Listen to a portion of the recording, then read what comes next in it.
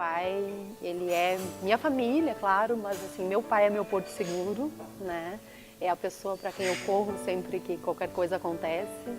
E ele sempre está lá com aquele sorrisão, com aquele abraço gostoso, né? Que ampara e que diz assim, isso não é o fim do mundo. A história é que eu aprendi muito, muito, muito, muito com meu pai. Várias coisas, muito do que eu sou hoje eu devo a ele, muito do meu gênio é o gênio dele. Então muitas coisas eu me observo assim e vejo, nossa, é o pai. Então assim, eu vejo que isso foi uma coisa que marcou, claro, porque talvez tenha vindo lá na infância e foi a primeira experiência que eu tive assim com sentimentos, né, com bondade, com fazer o bem, né? Então eu me lembro assim que os meus avós já tinham no interior, lá no interior de Cachoeira do Sul, um comércio, né, um armazém, uma venda, como se chamava antigamente, e eles viveram, enfim, muito tempo daquilo ali, depois se aposentaram, foram viver em Candelária e o meu pai herdou aquele comércio. Antes disso, ele foi fuzileiro naval, ele conheceu o Rio de Janeiro, ele morou fora, ele aproveitou a vida, né? Mas, quando ele resolveu parar tudo, saiu da marinha e se estabilizou, né? Casou com a minha mãe, enfim, tocou aquele comércio. E ele sempre foi muito empreendedor. Essa é uma lembrança que eu tenho muito forte do meu pai, né? Nem sempre as coisas caíram do céu, nem sempre tudo foi fácil, porém ele sempre dava um jeito. Ele sempre, eu acho que olhava para a família dele com olhos de amor e dizia, eu tenho que dar um jeito por eles, né?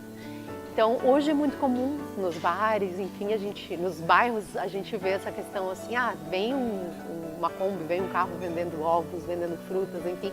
Mas lá atrás, na década de 80, isso não era tão comum. Eu acho que ele deve ter sido um dos pioneiros nessa área, né? Então as pessoas moravam muito isoladas, muito distantes de tudo. E a gente tinha uma Kombi, e a minha mãe auxiliava e eles carregavam aquela Kombi de tudo que era tipo de mercadoria que tinha no nosso armazém. E aí a gente saía de manhã, cedinho. Me lembro assim da minha mãe enchendo uma térmica, colocando gelo, colocando água porque a gente ia passar o dia fora, né? Então coisas pra gente comer, enfim, pra passar o dia mesmo. E a gente ia. E a minha maior alegria era ir junto com ele. Era estar junto e viver aquele dia, né? Então várias amizades eu fiz, né? Meu pai sempre fala assim que ele lembra que as pessoas diziam, ai que bonitinha essa guriazinha, nem era, né, mas ai que bonitinha essa guriazinha, vamos ficar aqui com a gente. E eu sempre tinha um ar muito diplomático, eu sempre dizia, hoje não, outro dia, né, então eu nunca dizia, não vou ficar, ou sim vou ficar, mas eu levava na elegância, outro dia. E numa dessas, assim, fiz amizade com crianças, ganhei uma tartaruguinha pequena uma vez. Então, assim, várias coisas aconteciam, né, nessas viagens, nessas andanças, que ocorriam pelo menos uma vez por semana. Mas acho que a mais forte, a que ficou e a que fez a minha história, né, acontecer e ter aí o maior número de curtidas, enfim, e me fez estar aqui hoje homenageando meu pai, foi de um dia que a gente estava fazendo a nossa rota e veio um senhor, meu pai parou, se dava assim, né? A gente ia, parava na frente da casa, buzinava, a pessoa vinha e o pai abria o mercadinho ambulante, né? Então a pessoa viu o que estava faltando em casa, comprava as suas coisas e ia. Então por isso que eu digo assim, eu acredito que ele foi um empreendedor, ele facilitou muito a vida de muita gente, porque às vezes tu estava lá no interior, no meio do nada, né? Te faltava, enfim, N coisas que podem faltar numa casa, não era como é aqui, né? Ou como a gente tem a facilidade hoje, a gente vai na esquina e compra. Naquela época era tudo, ainda existe muita gente que vive assim, né? Muito distante de tudo, então o pai facilitava.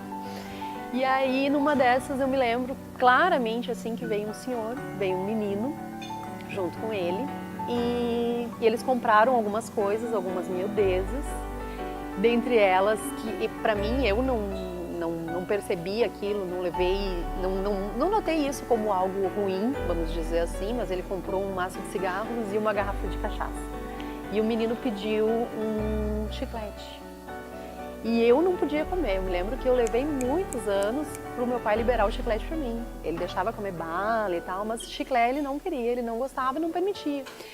E aí o menino pediu o chiclete e aquele senhor tinha comprado, né, algumas coisinhas, a sua cana, o seu cigarro e tal, e disse não, não vou te dar chiclete.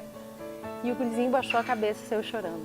E eu tinha 4, 5 anos no máximo, mas aquilo me tocou, sabe, de ver aquele menino pedir uma coisa e não ter. O pai simplesmente negou e pronto. E aí o menino baixou a cabeça, foi chorando na frente dele, enfim, já entrou antes. E aquilo não saiu da minha cabeça. E aí eu disse, pai, a gente vai passar aqui na volta? E ele disse, vamos passar. E eu disse, eu pensei, e agora eu peço, não peço, né? Porque se pra mim ele não dá chiclete, imagina ele vai dar pra um estranho, né? Eu disse, pai, quem sabe a gente dá um chiclete pra ele na volta. E aí o meu pai disse, vamos dar o chiclete pra ele. E eu acredito que aquele momento foi o momento que marcou, assim, aquele momento foi o momento em que eu disse, nossa, como é bom fazer o bem para alguém, como é bom fazer alguém feliz.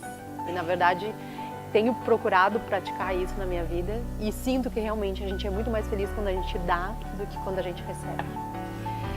E eu me lembro que quando a gente chegou na frente da casa, na volta, né, e eu lembrando meu pai durante o dia, não vai esquecer do chiclete do guri e tal. E a gente chegou na frente, paramos e meu pai buzinou e veio o senhor. E meu pai disse, não, eu quero falar com ele, com o menino. E aí todo mundo ficou olhando, será, né? Aí veio o gurizinho, meu pai pegou um monte de chiclete assim, largou na mão dele, ela pediu para te entregar. Então naquele momento eu sei que mudou alguma coisa dentro de mim. Com certeza aquele menino também, eu acredito que deve ter sido tocado por um sentimento bom, né? De repente ele tinha passado o dia chorando, magoado, triste, pensando assim, né, que coisa, não queria tanto e não consegui. Mas aquilo mostrou para ele também, eu acredito que mesmo quando a gente desacredita de tudo, ainda é possível, ainda pode acontecer, né? E para aquele pai, eu acredito que tenha ficado uma lição também, porque ele de repente se viu comprando os seus vícios e deixando um pedido tão simples, tão barato, tão fácil de fazer uma criança feliz às vezes, né, de lado. E depois de um tempo eu acabei descobrindo que essa generosidade, esse ato que o meu pai teve, já vinha de família. Porque o meu avô, quando tinha o mesmo comércio, fazia semelhante para a pessoa que foi minha professora da primeira série depois. Ela vinha também no armazém, distante, a cavalo e tal. E na hora de ir, fazia as compras e na hora de partir, o meu avô colocava um monte de bala num papel de embrulho, enrolava e entregava para ela e dizia, para tua viagem. E ele dava simplesmente por dar, para fazer um agrado, né? E depois a vida trouxe ela para a minha vida, como minha professora da primeira série, né? E foi a melhor professora que eu poderia ter tido, mais paciente, mais carinhosa, mais bondosa, né? E eu acho que são as palavras que descrevem o meu pai, sabe? Ele tem o jeito dele, tem o gênio dele, enfim, mas ele é um pai amoroso, ele é um ser humano de um caráter sem igual, ele é generoso pra caramba, quando se fala assim no quesito família, no quesito filhos. Ele também passou depois por muitas dificuldades, o mundo dele também caiu, né, porque veio a separação, veio falência, veio tudo, então o mundo estava acabado. Mas, como ele mesmo diz, não é o fim do mundo. E ele levantou a cabeça e trabalhou, e trabalhou, e trabalhou e conquistou tudo de novo, né? Então eu vejo hoje ele assim como alguém, um exemplo, né? Ele é guerreiro, ele é batalhador, ele não se entrega, né? Ele não desiste dos sonhos dele. E hoje ele tem 71 anos e se tu me perguntar, como ele é acabado, ele é para baixo, ele está sentado, aposentado, não. Ele está trabalhando, ele está ativo, ele tem planos para amanhã, para a semana que vem, para o mês que vem, para o ano que vem, para daqui 10 anos. Ele tem planos, sonhos. E se ele vai viver e realizar tudo isso, eu não sei, só Deus sabe, né? Mas eu sei que é um exemplo, né? Enquanto muita gente larga a vida e se entrega com 20, 30 anos, pensa que já viveu tudo, que já acabou, que já era, ele está aí para dar esse exemplo, né? Então, para mim, é um paizão mesmo. Então, meu pai, era para estar aqui, né? Para a gente fazer isso juntos.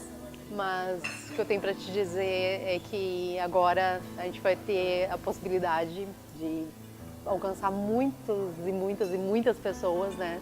Com a nossa história, com tudo que tu me ensinou, com tudo que tu me passou. Tudo não, uma parte, um detalhezinho só, né? Porque tudo não cabe num vídeo. Mas eu sei que eu sempre digo para ti o quão maravilhoso tu é. Eu sempre digo e aposto com as pessoas que pode existir um pai igual ao meu, mas melhor não, porque não existe, eu tenho certeza que não.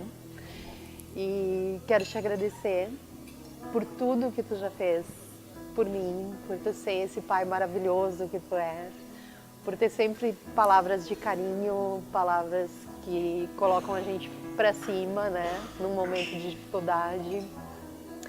E por me permitir fazer parte da tua vida, mesmo que a gente tenha uma distância física, né? Mas de coração a gente está sempre junto. E acho que o resumo de tudo é que eu te amo demais, demais, demais. Já chorei aqui fazendo essa gravação, esse vídeo para ti. Mas é um choro de alegria, é de emoção, é um orgulho muito grande, né? De ter um pai maravilhoso como eu tenho, de poder contar isso para as pessoas, dividir isso com as pessoas. Então, te amo, velho.